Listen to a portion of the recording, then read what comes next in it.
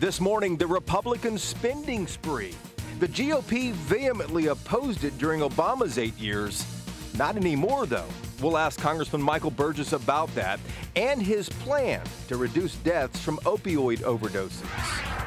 The terrorist among us.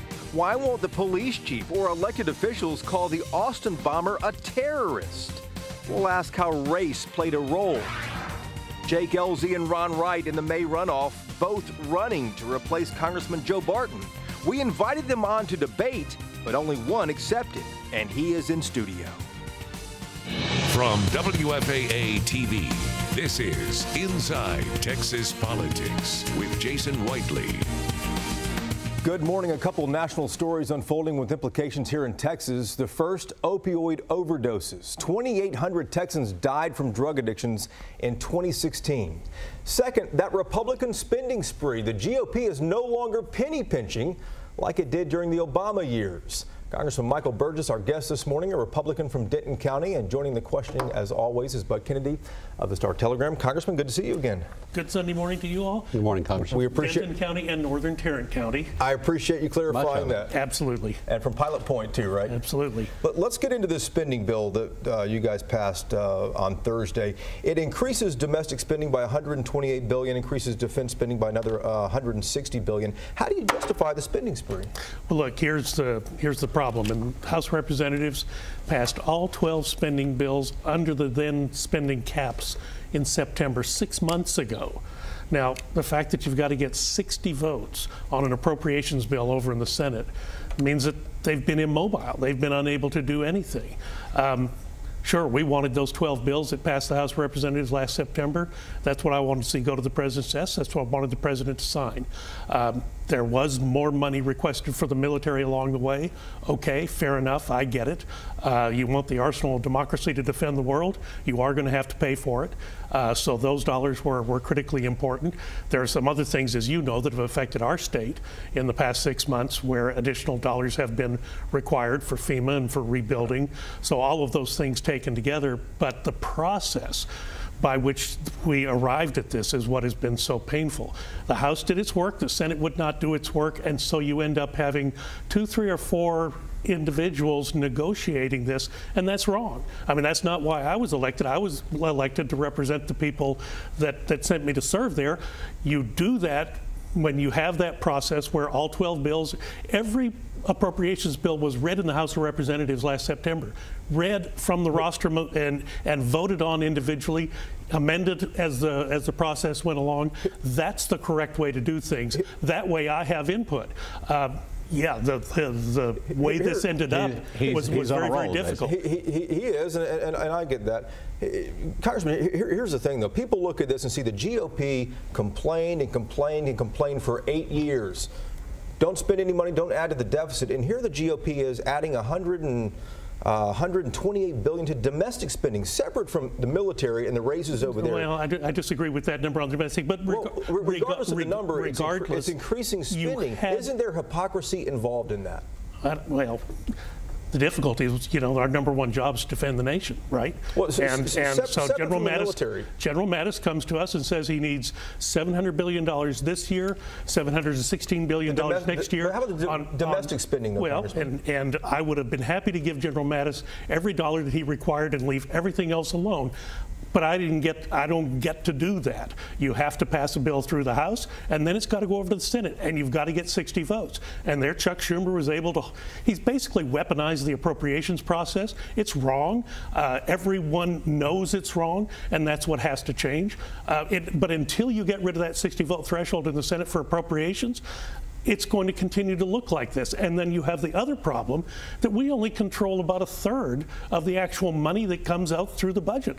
The actual dollars that Congress votes on is about 33%. The other is automatic spending on autopilot. Right. We also have to address that. You may remember we tried to do that a year ago on the repeal and replace bill, $800 billion of entitlement reform that was, again, rejected by the United States Senate. Passed in the House, rejected by the Senate. If you are not willing to tackle entitlement spending or mandatory spending, whatever you want to call it, if you're not willing to deal with that, it is impossible to dial it back back. I get your concerns, the 60-vote threshold, but Republicans control both chambers and the White House as well, too. Nominally on the Senate side. I want to ask you about the bill, the spending, and you've got all this money that comes into your district.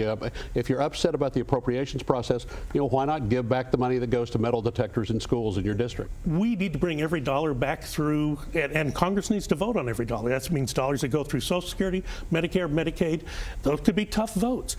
People talk about Canada with their single-payer system. They are on a budget. They are on a block grant, and when they run out of money in their healthcare system, they've run out of money in their healthcare system. That's why you have the long waiting lists over there. Yes, we need to have more accountability to the budget. I would. That's one of the things that Chairman Jeb Hensarling has talked about the entire time he's been there. I would be very supportive of that. Look, in the 1970s, when the Democrats reformed the budgetary process, they said, you know what, a budget's hard to pass. It either spends too little, spends too much. Always a justification for a no vote on the budget. So they made it a simple majority on the budget. But then when you get to writing the checks on the appropriations, you still have that 60-vote threshold. That's where it's wrong. That's what has to change. It's hard to write the budget, hard to write hard to write the checks. The checks need to go out on a 51-vote majority in the Senate. Yeah, we have arguably a 51-vote majority in the Senate on the Republican side, but there's no way in the world you have 60 votes for anything in the Senate. You talk about the pressure on entitlements. The Republicans just lost an election in suburban Pittsburgh, which is a lot demographically like suburban Dallas-Fort Worth. The Democrat who won campaigned on protecting Social Security, Medicare. Is this going to be a winning proposition? Well, look, every race you can dissect and find answers that you care to find. That district heavily unionized, and Mr. Murphy, for all of his faults. So are the defense workers in your district. Mr. Murphy, for all of his faults, had good relationships with his union workers. He would never have taken a vote that would have been counter to what his union workers would have wanted. I don't think Mr. Saccone, who was running as a Republican in that district, had quite that same. I don't think there was that same closeness with the union workers than the Republican candidate. There were other factors, to be sure, but I think that was a big one. You're pushing Congress to act on opioid deaths. I can't pronounce the word this morning. What specifically can be done in the final moments here? Well, the difficulty there is that, it's an enormous problem. Right. It's multifactorial. Yes, you have problems on the prescribing end. You have problems on the drug delivery end in the pharmaceutical business here. But you've got an enormous problem with illicit fentanyl and fentanyl analogs coming into this country. I went with the FDA commissioner to the International Mail Facility up at John F. Kennedy Airport in New York a couple of weeks ago. Oh my gosh, the amount of stuff that is coming into this country. We catch about 0.1% of the bad stuff. That is, when you look at what's coming in, that's what makes things so hard. Do we have to do a better job on the prescribing end? Yes, we do. Do we have to do a better job on the enforcement end with the pharmaceuticals that are delivered to pharmacies? Absolutely, we do. But we've really got to get a handle on what's coming into this country from overseas. Gotcha. Congressman Michael Burgess, good to see you again, sir. Thank you. Thank you, Michael. Law enforcement deserves a salute this morning for its tireless effort in stopping the Austin bombings. They identified and tracked down the killer, Mark Anthony Condit from Pflugerville. But why wouldn't any official call the 23-year-old a terrorist? Could it be because he is white, a conservative from the suburbs maybe? Alana Rocha is in for Ross Ramsey this morning. She's one of the reporters at the Texas Tribune. Good morning to you, Alana.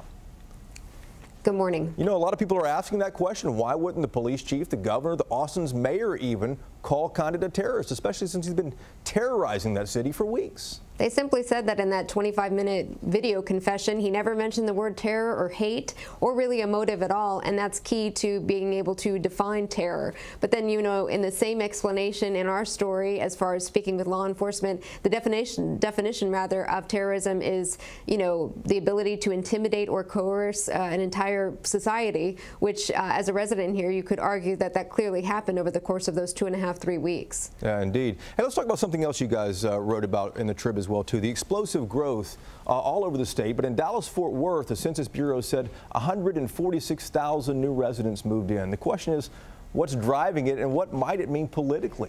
A mix of factors there. In the urban centers, they attribute it to natural increase, so more people having more babies, and also foreign migration. Both of those demographics, of course, can't vote, so we'll see what that means there. But in the suburbs, of course, it's domestic migration, so from other parts of the state and country. And we know that the suburbs tend to lean red, so that could just mean more of a Republican red state here. Yeah, something to unfold in the coming years. Thank you very much, Alana. Back to you in just a moment. Dallas Democrats just finished a bruising primary, some bitter races. The question is, though, does it predict the party's future? Here's Ed Gray from the Commission Radio Show with My Voice, My Opinion. The Dallas County Democratic Party stands either at the brink of dynasty or destruction. Recent increases in Democratic voter turnout have raised hopes that Dallas will remain blue for years. However, this past election cycle has revealed divisions in the Democratic Party. There have been several heated primary battles. The Democratic chair election was like a knockdown affair, sort of like Alley and Frazier. Meanwhile, the district attorney's race is divided into two camps, reminiscent of a political Cold War. The noted humorist Will Rogers once said, "I don't belong to an organized political party. I belong to the Democratic Party." If Dallas County Democrats do not unite, the only person laughing this November will be the Dallas County District Attorney, Republican Faith Johnson. I'm Ed Gray, and this is My Voice, My Opinion. Republicans want to keep Joe Barton's seat in Congress, but only one candidate in the May runoff accepted our invitation to appear this morning, and he is in studio. And students march all across the country this weekend calling for action on gun violence. The protest sparked a conversation in Flashpoint as well. Two sides in 3 minutes. First, your Sunday funnies. Congratulations to Trump's BFF, Vladimir Putin, who was elected yesterday for his 4th term as president of Russia. He won in a landslide. His opponents coincidentally died in a landslide, all of them. Most of them. Follow Ford, Crack-A-Lack, and friends as they escape New York's Central Park Zoo. DreamWorks motion picture Madagascar comes to life at Casa Mañana March 23rd through April 8th. Tickets at casamañana.org. This is the doorway to your dreams. Better known as the Honda Dream Garage Spring Event. Through it, you can open new doors to the outdoors with a deal on a Honda Pilot. Oh, look, here's one. It's got room for up to 8. The interior's incredibly roomy. Don't mind if I do.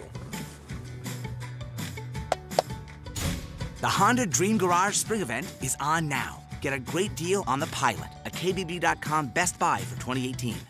Yep. All right. Hey, honey, I'm just going to go to the den real quick to get my laptop. I'll be right back.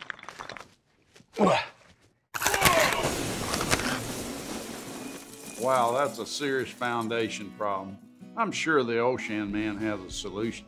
We can help. With over 80 years of experience, Olshan can assess the problem and find the right solution. Go to olshanfoundation.com for a free estimate. When it comes to solving foundation problems, there's only Olshan. Sorry, I can't make it. It's just my eczema again, but it's fine. Yeah, it's fine. You okay? Eczema, it's fine. Hey. Hi. Aren't you hot? Eczema again? It's fine. I saw something the other day. Eczema exposed. Your eczema could be something called atopic dermatitis, which can be caused by inflammation under your skin. Maybe you should ask your doctor. Go to eczemaexposed.com to learn more. My husband's probably going to think I'm crazy. He thinks I'm going to see my sister. Sometimes the confidence to be spontaneous starts with financial stability. Once I heard it, I was shocked. I just thought, I have to go get it. It's our tree. See how a personalized financial strategy and access to JP Morgan investment expertise can help you. Chase, make more of what's yours.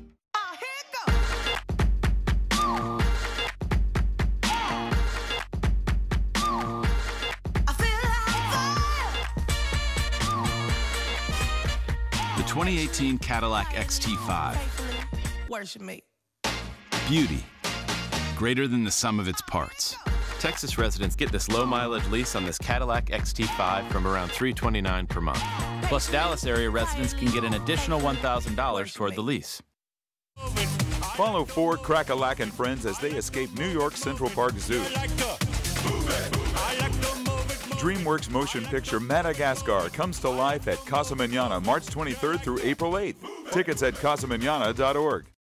Republicans hope to hang on to Joe Barton's seat after he leaves Congress this year. Ron Wright and Jake Ellzey, the top two vote getters, meet in a May runoff. We proposed having a debate between the two this morning, but Ron Wright turned us down. So Jake Ellzey is with us on his own this morning. Jake, it's good to see you. Thanks for having me this morning. Absolutely. Let's talk about the vote totals in the March primary. Ron Wright got twice as many votes as you did. He sure did. How do you plan on making up that deficit? Well, I was running against 9 other opponents in Ellison, Navarro County pretty much, and pretty much everybody ceded Tarrant County to him. So this is an all hands on deck. I'm running for this office. I think he's expecting to be coronated. Are you reaching out to the other 9 opponents? I have reached out to several of them. Some of them are keeping their powder dry, but in light of that, everybody gets endorsements that sometimes help. You get half your friends and all your enemies. So I'm running on this on my willingness to work hard and go into Tarrant County. We open up a campaign office this afternoon at 5 p.m. in Arlington.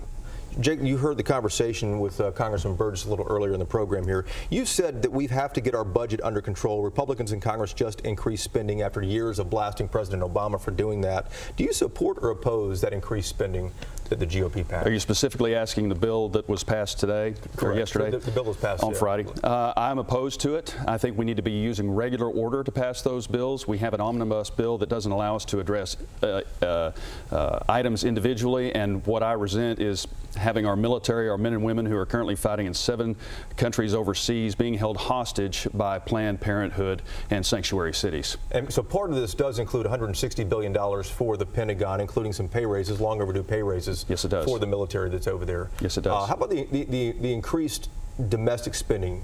You're against that, but I presume you're for the increased defense spending. I am for. Like I said, it should be a regular process. That should have been a defense appropriations bill. But I want to add something. I brought Ron with me today. So here's the bow tie. So Ron actually did show up, and I brought him with me. So there he is. He is noted for wearing his bow tie all the time. Yes. You know, he says that he has the most political experience. He does have a long political resume. He said that his learning curve in Congress would be much shorter than yours. Okay. What's your reaction to that? I don't know what that means because I've been in service all my life. I've been serving my country all my life. I haven't been in politics all my life. So there is a difference between us. I've been in combat. I went to the Naval Academy, flown aircraft in combat, fought with the Navy SEALs in combat, retired in 2012 as the air boss, the Ronald Reagan. I have my own small business, and I'm in the service industry right now, flying for an airline, flying up to 175 people every day, 4 times a day, to destinations across this country. So I think I'm more than qualified to do this job. And if he's saying that he's more qualified because he's been up there for 12 years, I'm not sure that's a qualifier, since for the last 18 years he's been involved in politics. I've been in serving my country under oath. Jake, I want to ask about demographics in this district. They are changing. The population center is no longer Ellis and Navarro counties. In the final moments here, how are you reaching out to the folks in Tarrant County, where the main population center is now, that might not be as conservative as it was 10 years ago? Shoe leather messaging, phone calls. I need to get my name out there. I know that he's got better name ID, but I've got the next 2 months to work very hard to get my name out there too. And I think my story sells. And I'm not that I'm trying to sell it. I'm a servant, and that's how I see this. Great. Jake Ellzey, Republican running for Congress in the May 22nd runoff for Congressional District 6. Good luck to you, and thank you for your service. Thanks for having me this morning. We appreciate it. Thousands of students marched across the country this weekend, raising attention to gun violence. The First and Second Amendments often collide on this issue, and they certainly did in Flashpoint this morning. From the right, Mark Davis of 660 AM The Answer, and from the left, Rich Hancock from virtualnewscenter.com. Thank you, Jason, and good Sunday, everybody. My buddy Rich Hancock and I are here on what is obviously going to be remembered as the March for Our Lives Kids Student March about Gun Control Weekend. And before anybody says anything on either side, thank God these kids are alive. Thank God they are there to march and not being buried as so many of their classmates were. The March for Our Lives. The first battle is always a battle for language. The assertion here is that the only way that their lives can be honored, their lives can be protected, is through gun control. I would obviously push back against that, suggesting that we've seen in St. Mary's County, good guy with a gun, security, school security. That really saves lives. Taking, raising the age to 21 and stuff like that, that doesn't do anything. Well, those kids would tend to differ with you. They know of 17 people in their school who were killed because an armed gunman came in where there was on-site armed police personnel. Yeah, that worked out They didn't well. go in. Well, it didn't work out well, but the fact is the guns were there, Mark. We've talked about this, you and I, since Virginia Tech. The simple fact is that guns aren't in the wrong hands, don't make a difference. If it's a cop who doesn't go into the fray, if it is an armed teacher who doesn't know what they're doing. But if they do know what they're doing and they do go into the fray, then it's great. Oh, you're right. The gun doesn't matter, which kind of makes my point. The hand that it's in, hand that it's in matters. A brave teacher, a cop doing what he's supposed to do, good people with guns. That really does protect people's lives. Well, these kids feel that it's more important to face the fact that the guns do matter. Guns do kill people. They killed 17 people in Stoneman Douglas High School, and those kids know it. The fact that there are people like Dana Lash saying, it's not the guns, it's the madness. Well, it's the madness over guns. From the right, Mark Davis, 660 AM, The Answer. And from the left, I'm Rich Hancock, virtualnewscenter.com. The Texas economy is growing, but the state budget has too many unfunded holes in it, and that could affect the state's credit rating. We'll look at the options facing lawmakers next on Reporters Roundtable. Does home improvement shopping feel like flushing your money down the toilet? You won't feel that way at Seconds and Surplus. With discounts of up to 50 to 90% on the latest home improvements, you can hold on to more of your money. Does your Weed and Feed work as hard as Bayer Advanced 3-in-1 Weed and Feed for southern lawns? Let's find out. Both Weed and Feed, but only Bayer Advanced 3-in-1 Weed and Feed for southern lawns also prevents new weeds, including crabgrass, up to 6 months. The real bonus comes from Bayer Advanced. Bayer Advanced 3-in-1 Weed and Feed for southern lawns. Get more from the blue bag.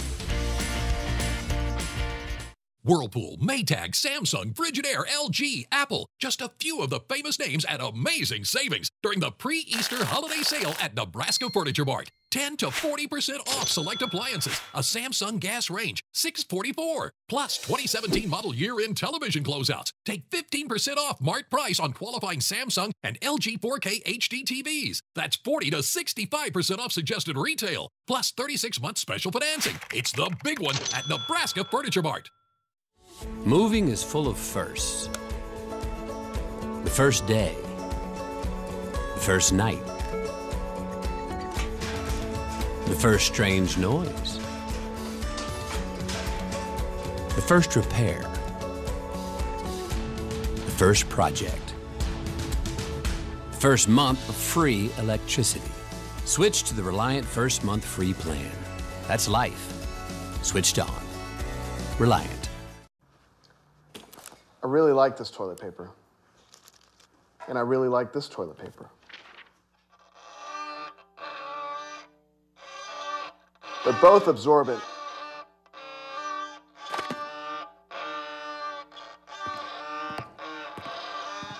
Is she still back there? You'll like them both, but love our price. Willow Ultra Soft Bath Tissue from Aldi. Simply smarter shopping. It doesn't matter how many records I break, or how many rings I win. I know I can always be better. There are two of me. There's the person I am and the person I'm driven to be. We're in a constant chase to become the best version of myself. Lease the Infiniti Q50 for $289 a month. Visit your local Infiniti retailer. Is home improvement shopping snatching all of your money?